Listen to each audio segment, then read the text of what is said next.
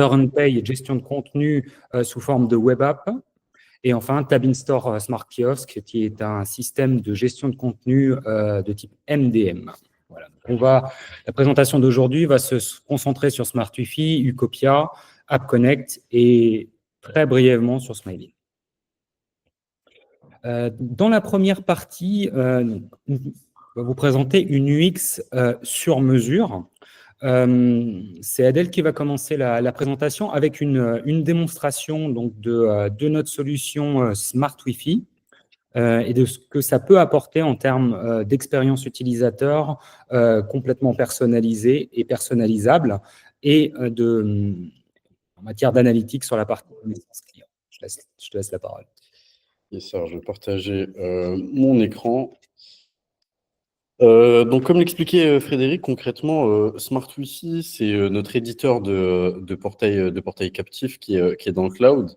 Et on a vraiment voulu construire un produit qui permet une grande flexibilité au niveau de la customisation du portail en tant que tel, mais surtout au niveau du parcours pour les utilisateurs finaux. Et c'est ce qu'on va voir maintenant. Donc, concrètement, je vais créer une nouvelle configuration. Donc, on a un tout nouvel éditeur, une nouvelle façon de créer les portails. Je vais passer en français déjà, ça va être plus simple. Donc, le premier point, ça va être de créer la configuration, donc en lui donnant un nom, mais ce n'est pas ce qui va nous intéresser. Donc, pour vraiment avoir un portail sur mesure, le premier point, ça va être de choisir les langues du portail. Donc, forcément, on va sélectionner une langue par défaut et on va pouvoir sélectionner d'autres langues que le portail va supporter. Et concrètement, comment ça va fonctionner quand un utilisateur va se connecter au portail. Donc, imaginons que moi, je me connecte au portail et que la langue de mon navigateur, ça soit le français. Dans ce cas, j'afficherai le portail en français. Si je suis un utilisateur avec un navigateur en anglais, on lui affichera la langue en anglais. Par contre, si je suis un utilisateur allemand et je me connecte au portail via un navigateur en allemand, vu que la langue n'a pas été configurée au niveau de l'édition, comme on peut le voir à ce niveau-là, on va lui afficher la langue par défaut qu'on aura configurée. Donc, le plus intéressant, si on sait qu'on a des utilisateurs internationaux, ça va être de mettre en langue par défaut l'anglais. Mais c'est déjà la première étape pour un peu personnaliser le parcours utilisateur. La seconde étape, ça va être vraiment de créer le portail et le parcours en tant que tel. Et là, ça va se passer à ce niveau-là. Donc, concrètement, par défaut, une configuration possède forcément une page de login. Donc, c'est la page via laquelle les utilisateurs vont s'authentifier et une page de redirection. Et on va pouvoir venir ajouter d'autres pages sur ce parcours.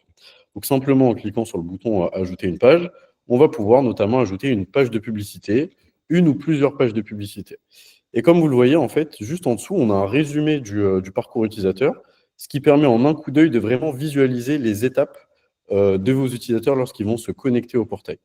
Et l'avantage aussi au niveau de la customisation de ce parcours, c'est qu'on peut facilement intervertir en fait l'ordre des pages, donc simplement en drag and dropant. Donc là, par exemple, je vais mettre ma page advertising au début du portail et ça se met à jour automatiquement à ce niveau-là. Donc, en fonction de si on veut pousser la publicité directement lors de la connexion de vos utilisateurs ou de vos clients ou plus loin dans le parcours, vous pouvez interchanger ces pages assez facilement. On peut aussi ajouter d'autres types de pages. Donc, c'est les pages optionnelles qu'on voit à ce niveau-là. On va faire un petit focus sur la page d'opt-in. Donc, quand je la sélectionne, vous voyez, là, j'ai la page qui s'est ajoutée juste après la page de pub, donc à ce niveau-là. C'est la page d'opt-in, ou communément appelée newsletter chez nous. Et concrètement, cette page, elle va vous permettre de collecter le consentement des utilisateurs pour utiliser leurs données à des fins marketing. L'avantage de cette page, c'est que nous, on voit globalement dans les statistiques qu'on a un taux d'opt-in qui est beaucoup plus élevé. On arrive même chez certains clients à 70 voire 80% d'opt-in acceptés lorsque cette page est activée. Et là, c'est exactement le même principe. En drag and dropant la page, je peux modifier l'ordre du parcours et vraiment créer le parcours sur mesure en fonction du besoin des clients. Et donc là, le plus important à ce niveau-là, c'est qu'on a mis une base qui est assez solide au niveau de la gestion des pages et de la gestion des parcours. Et l'idée, c'est qu'on va ajouter d'autres types de parcours, et notamment des parcours par type d'OS. Parce que comme vous le savez, par exemple, sur Android, à la fin de la connexion, le CNA se ferme Et donc, on ne va pas pouvoir pousser une page de redirection ou une page de publicité à la fin du parcours. Donc, l'idée concrètement, ça va être de venir créer des parcours et donc des enchaînements de pages différents par type d'OS. Donc, ça, c'est la première étape qu'on va ajouter. Et c'est cette flexibilité que va offrir ce nouvel éditeur et le portail SmartWifi. On peut voir d'autres exemples également, comme dans le cas du sponsoring.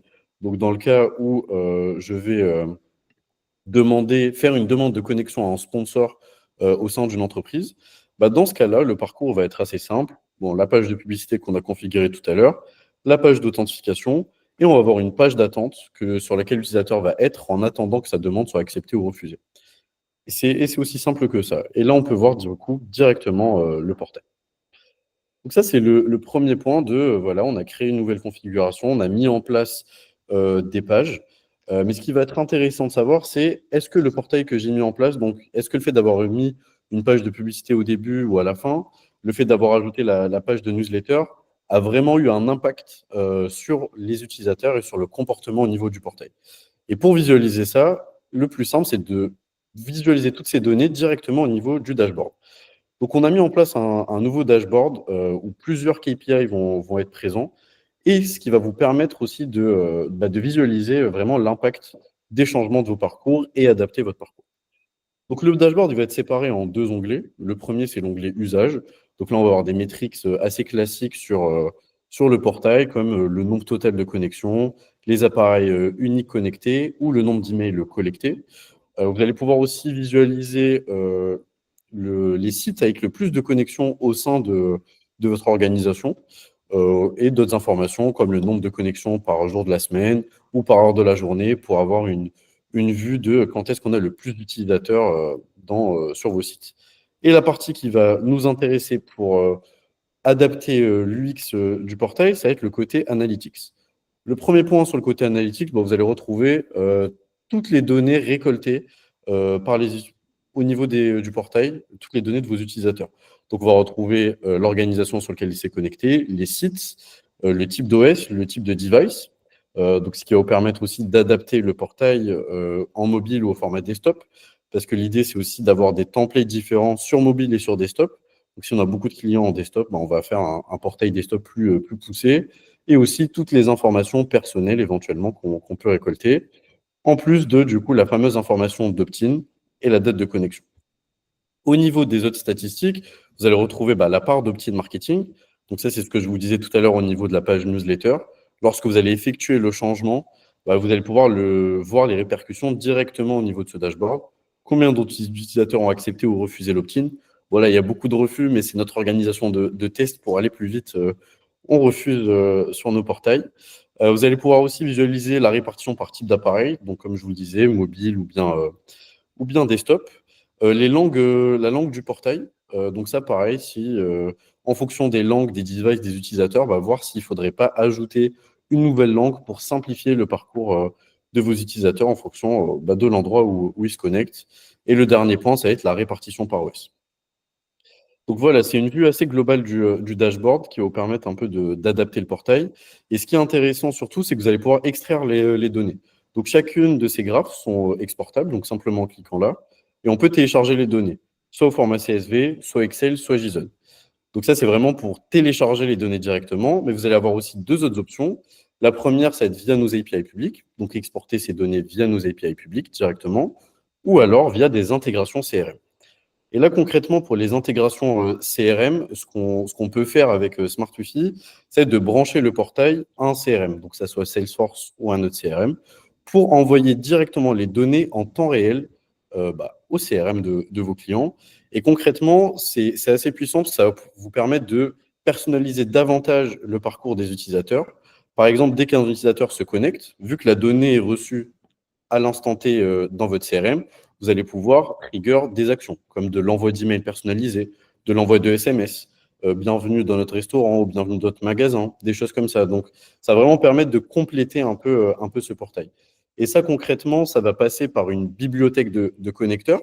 Donc, concrètement, vous allez pouvoir activer des connecteurs. Donc là, c'est l'exemple d'un connecteur Meraki pour l'intégration réseau. Mais ça va être exactement le même principe pour les CRM, où c'est assez simple, il faut juste renseigner les clés d'API, les champs qu'on veut mapper, et ensuite, il n'y a rien besoin de faire. Les données sont automatiquement synchronisées au niveau de vos CRM. Donc, une approche extrêmement user-friendly et facile et no code, accessible à tous. Exactement. Un dernier cas d'usage, dans le cas des entreprises, donc quand il faut créer des comptes pour les clients qui veulent se connecter au Wi-Fi, on a ce qu'on appelle donc la délégation. Cette délégation va vous permettre de créer des profils, donc on va mettre un nom, un prénom, et en fait, automatiquement, on va générer un identifiant mot de passe avec lequel les utilisateurs vont pouvoir se connecter à votre portail. Donc, ça permet d'une première façon de sécuriser les personnes qui ont accès au portail et de leur donner un accès. Mais l'avantage surtout, c'est que ce menu délégation, en fait, on peut créer des utilisateurs qui ont accès donc à cette interface d'administration, qui est la console d'administration, qui auront accès uniquement à ce menu délégation. Donc, ils ne pourront pas modifier le portail, ils ne pourront pas visualiser les analytics et toutes ces données. Et le but, c'est de créer ces profils pour, par exemple, les personnes à l'accueil. Et l'avantage, c'est qu'en fait, une personne, même si elle est dans des locaux à Paris, elle peut créer un compte pour les utilisateurs qui se connectent à Marseille. Donc, c'est vraiment une gestion centralisée en fait, de ces identifiants qui va vraiment permettre de simplifier et d'accélérer la création de compte et la connexion à votre portail. Voilà dans les grandes lignes ce que permet de faire le portail Smart Wi-Fi aujourd'hui. Et surtout, cette création de compte, elle est centralisée pour l'ensemble de vos sites, c'est-à-dire qu'en termes d'UX, vous pouvez tout à fait créer un compte de manière centralisée sur la console d'admin, et cet utilisateur-là qui sera prêt pourra se connecter avec ses identifiants dans tous vos sites. Et ça, en termes d'UX, c'est vraiment facile, ça fluidifie beaucoup le Super. Je te repasse la main, Frédéric. On va continuer.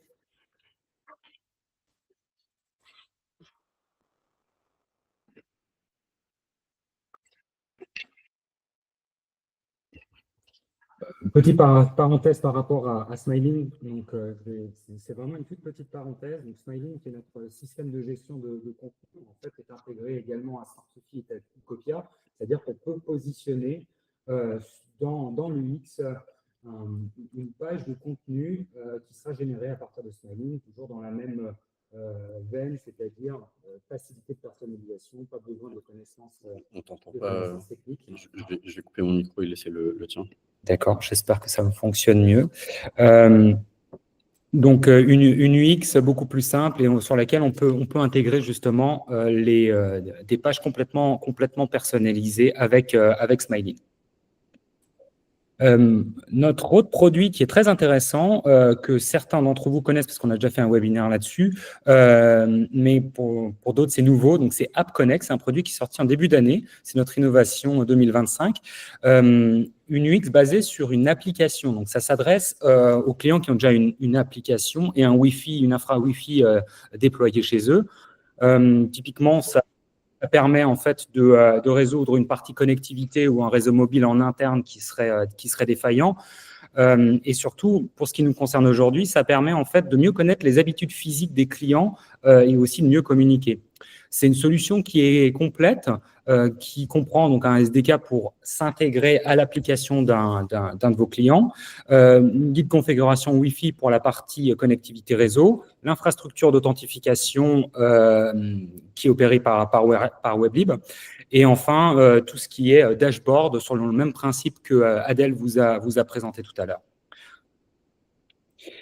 En termes de bénéfices, ce qui est intéressant avec AppConnect, c'est que on a une itinérance qui est possible entre les différents sites. Vous comprendrez un peu mieux pour ceux qui ne connaissent pas avec le parcours client, l'UX. En fait, la technologie fait qu'on installe un profil Wi-Fi sur le device du client en utilisant l'application, une application. Et une fois qu'on a installé ce profil, c'est quelque chose qu'on fait qu'une seule fois. On a une authentification qui est une connexion surtout qui est transparente, quels que soient les sites, sur lequel la personne va se connecter.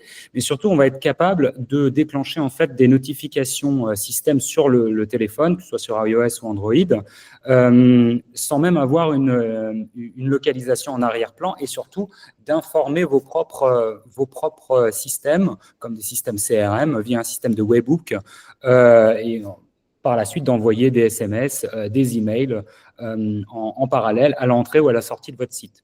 Ça peut permettre aussi de doper un peu l'UX application et inciter les gens à installer votre app.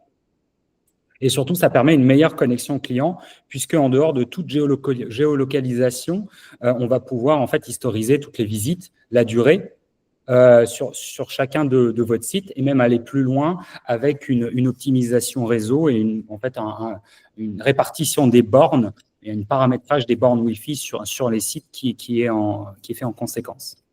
Donc, l'UX dont je vous parlais, donc on a l'application du client, on va venir insérer un bouton ou une pop-in dans l'application mobile. Le client va accepter ce profil Wi-Fi. Il aura juste à cliquer une seule fois sur « Autoriser ». Donc là, on voit que c'est une notification sur iOS.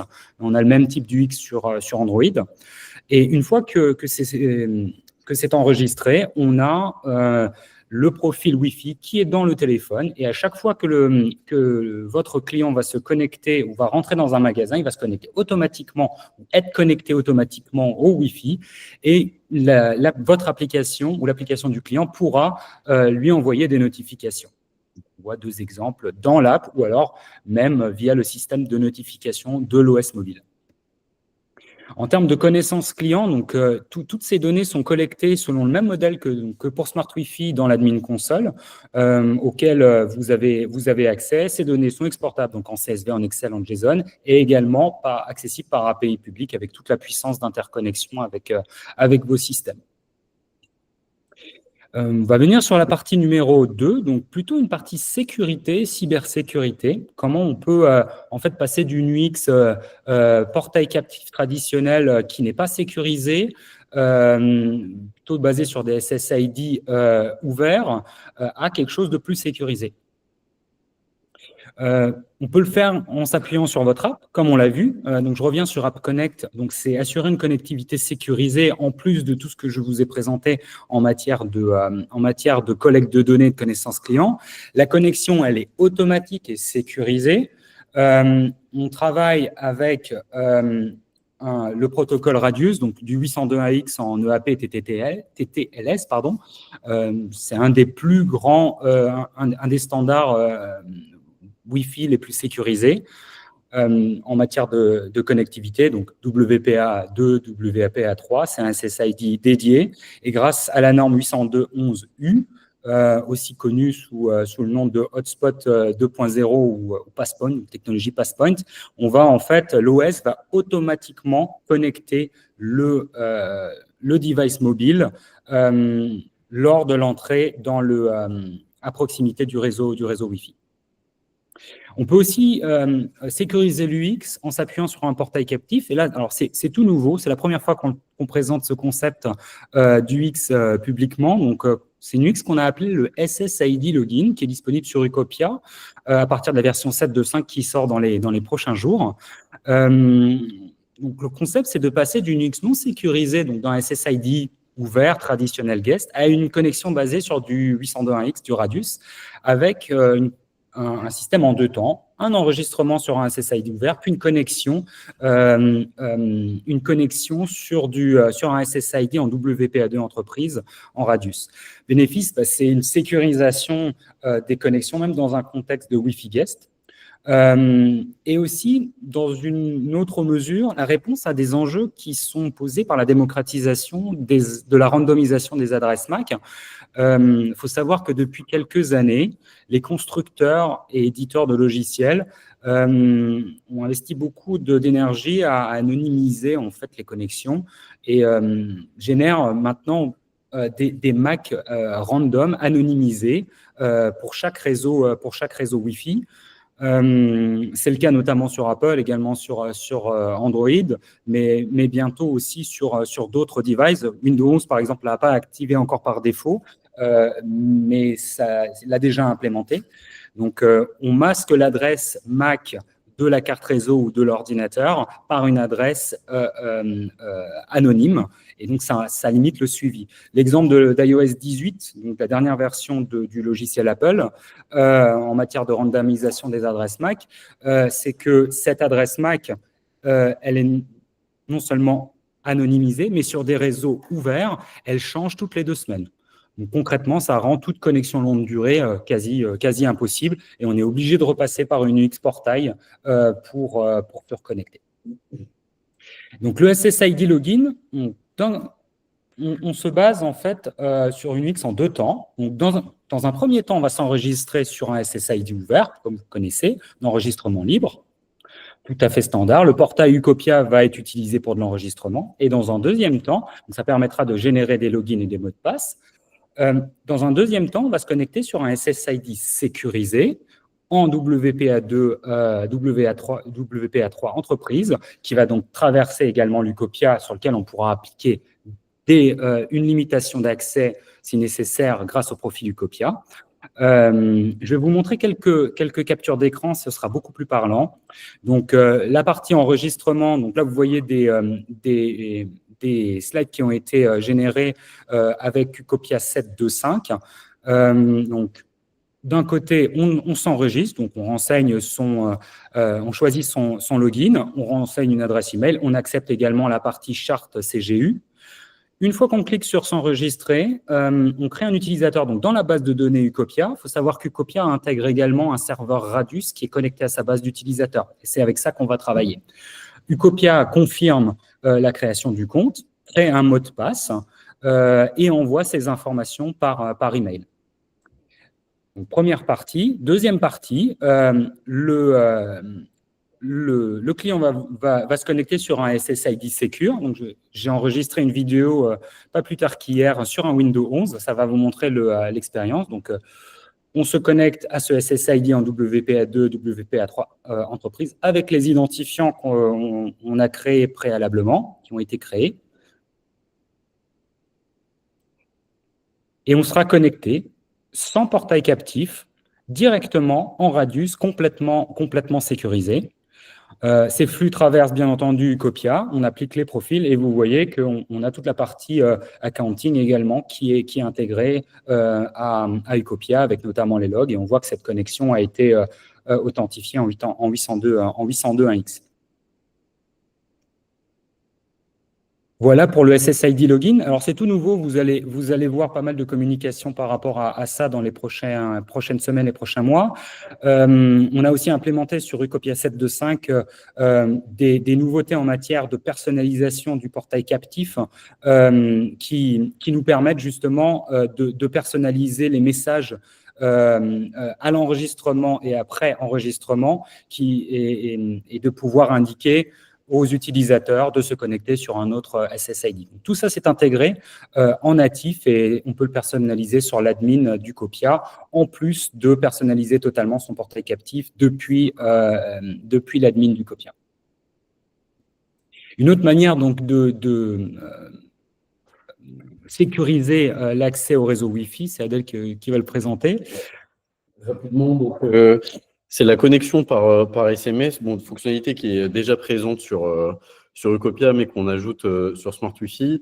L'idée est assez simple, c'est que vos utilisateurs remplissent un formulaire. Vous pouvez bien évidemment choisir les informations que vous voulez collecter, mais le plus important, c'est le numéro de téléphone. Donc, je renseigne mon numéro de téléphone. Au moment où je valide le formulaire, on va envoyer un code OTP classique par SMS. Donc là, on peut choisir si on veut un code à 4 chiffres ou à 6 chiffres. L'utilisateur va recevoir ce code, le renseigner, et là, il va donc pouvoir accéder au Wi-Fi et se connecter. L'avantage, il y en a plusieurs. Le premier, c'est qu'on va identifier les visiteurs, déjà parce que le numéro de téléphone est une information sécurisée, vu qu'en France et en Europe, chaque numéro est associé à une identité. Donc ça, c'est le premier point.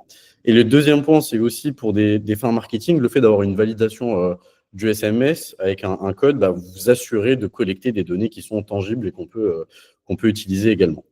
Ensuite, comment activer cette authentification par SMS?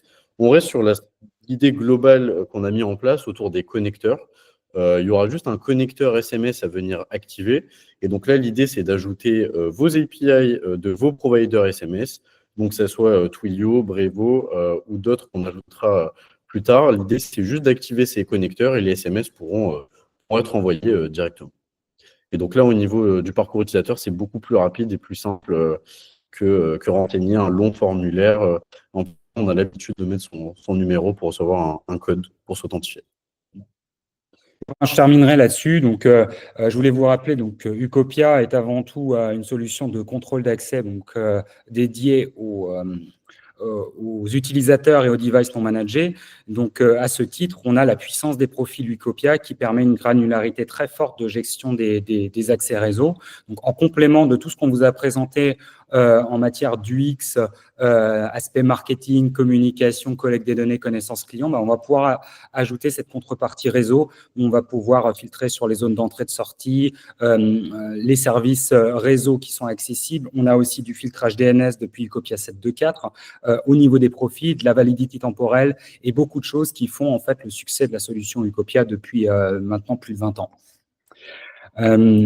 Et la note de la fin, c'est que en fait, tous ces produits ont été conçus pour travailler ensemble, ou du moins on travaille d'arrache-pied pour les intégrer. Ucopia, un portail Smart Wi-Fi peut être affiché sur un serveur Ucopia.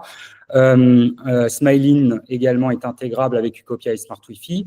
AppConnect, c'est une solution indépendante, mais on peut imaginer des use cases également, par exemple avec Ucopia, où le réseau traverserait un Ucopia sur lequel on viendrait appliquer des profils bien particuliers pour contrôler les accès ou assurer la traçabilité légale.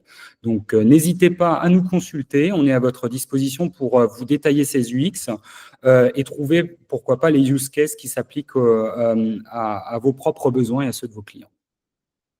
Merci beaucoup pour votre attention.